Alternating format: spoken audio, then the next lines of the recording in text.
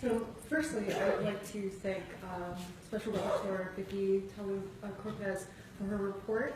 And as a young woman, let me share with you how you continue to inspire many of us young Khmer women to emulate your example of the Asian indigenous youth, showing us that through your study and your service in the indigenous community.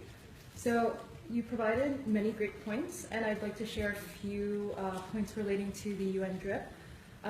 So we asked Vietnam to participate in an interactive dialogue with us and share how their government is translating the UN DRIP into practical application.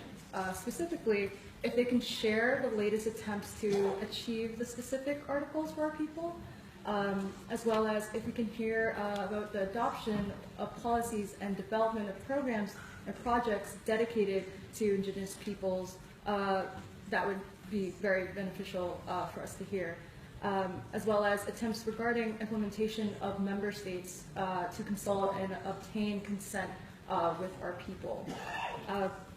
I think I speak on behalf of many unrecognized indigenous peoples that we would all be very interested to explore a conflict resolution mechanism in the UNPFII to facilitate discussion instead of being denigrated by state representatives denying our indigenous identity. From Special Rapporteur Vicky, we are very pleased to hear about your conservation relating to Article 29 of the UN DRIP. And I'd like to share an example in Khmer-Krom and how we could develop a solution regarding our sacred land.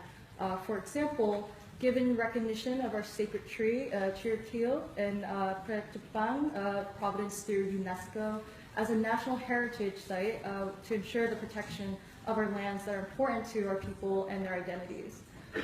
So your third and final report on the international investments submitted to how climate investment funds support indigenous peoples would be very valuable for us to hear, especially how it affects indigenous rights.